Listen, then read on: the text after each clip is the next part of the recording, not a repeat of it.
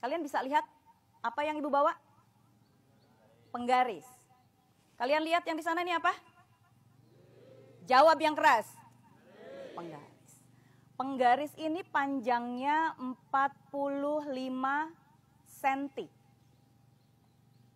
Penggaris ini panjangnya 45 cm. Sekarang Ibu ingin mengajukan pertanyaan, tolong dijawab.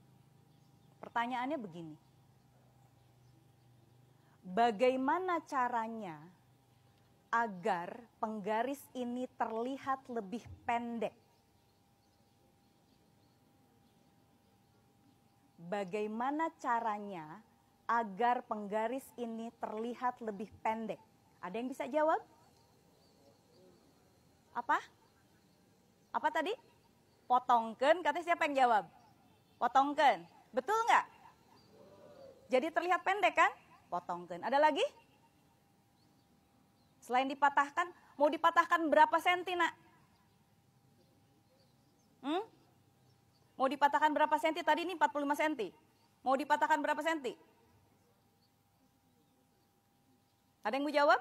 Mau dipatahkan berapa senti? Biar terlihat lebih pendek. 20. Kalau dipatahkan 20 cm, jadi lebih pendek ya? Ada nggak alternatif jawaban lain? Selain jawaban yang tadi, dipatahkan Ibu. Patahkan, iya, terlihat lebih pendek. Ada tidak yang punya alternatif jawaban lain? Agar penggaris ini terlihat lebih pendek. Yang out of the box. Ada tidak yang punya jawaban lain? Ditutupi, maksudnya gimana sayang? Pakai tangan ditutupi. Ini, berapa, segini? Segimana? Segini? Oke, ditutup ya. Jadi yang dilihat yang ini, yang tidak tertutup. Oke, hampir sama nggak?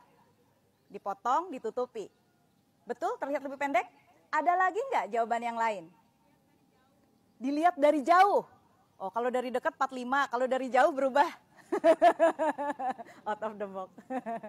Ya, jawaban yang A bisa dipotong, bisa ditutupi, bisa dilipat. Tapi kalau bahan begini dilipat ya patah ya. Yang kedua, jawaban yang kedua adalah kita bisa mengambil penggaris yang lebih panjang. Kelihatan lebih pendek dong dia, betul tidak? Kalau kita membawa penggaris yang lebih panjang, maka penggaris yang ini akan menjadi lebih pendek. Bawalah yang 100 cm misalnya. Oke. Jadi ada dua jawaban. Ketika ada pertanyaan, bagaimana agar penggaris ini bisa terlihat lebih pendek? Ingat, terlihat lebih pendek. Yang A jawabannya dipatahkan Ibu, ditutup Ibu. Yang B jawabannya adalah bawalah penggaris yang lebih panjang, maka ini akan terlihat lebih pendek. Oke, kaitannya dengan validasi. Menurut Abraham Maslow adalah bapak psikologi humanistik dari Amerika. Beliau mengatakan teorinya bahwa validasi itu adalah suatu kebutuhan. Validasi itu pengakuan. Perlu nggak kalian mendapat pengakuan? Perlu tidak? Ada orang yang nggak ingin diakui? Ada. Nggak enak dong tidak diakui, betul tidak? Ya. Nah sekarang kalau misalnya seseorang mendapatkan pengakuan, artinya dia diakui eksistensinya, dia diakui keberadaannya, akan meningkat rasa percaya dirinya. Apa hubungannya dengan tadi pertanyaan terhadap penggaris? Kita lihat, analogikan jawaban yang A. Ada dua jawaban. Seseorang yang ingin mendapatkan pengakuan, dia bisa menunjukkannya melalui apa? Prestasi, betul? Dia bisa menunjukkan kehebatannya, dia bisa menunjukkan kebisaannya, dia bisa menunjukkan keahliannya. ada dua cara. Kalau kalian menggunakan cara yang pertama untuk mendapatkan validasi, untuk mendapatkan pengakuan, maka dengan cara yang A tadi, kalian akan menghalalkan segala cara. Karena ingin mendapatkan pengakuan, karena ingin diakui, maka kalau perlu injek orang lain. Patahkan. Hina orang lain. Fitnah orang lain. Tutupi. Itu analoginya. Itu kalau kalian mengambil cara yang pertama. Jadi cara kita untuk mendapatkan pengakuan bisa dengan dua cara. Satu, dengan cara yang A tadi. Patahkan ibu. Injak orang lain, fitnah orang lain, hina orang lain. Agar namanya menjadi lebih baik, terlihat lebih baik di mata orang lain. Jangan mau deketin orang itu. Karena dia begini, difitnah lah, dihina lah. Ih, kamu gak cantik ya, kamu jelek ya, kamu hitam ya, kamu bodoh ya. Agar dia terlihat lebih baik. Karena dia butuh pengakuan dari orang lain. Beda dengan cara yang B. Yang tadi apa yang B? Dengan mengambil penggaris yang lebih panjang. Cara yang B dilakukan dengan cara apa? Dia tidak fokus ke orang lain. Tapi dia fokus terhadap dirinya sendiri. Bagaimana dia bisa diakui orang lain dengan cara apa? Dengan cara dia menunjukkan prestasinya.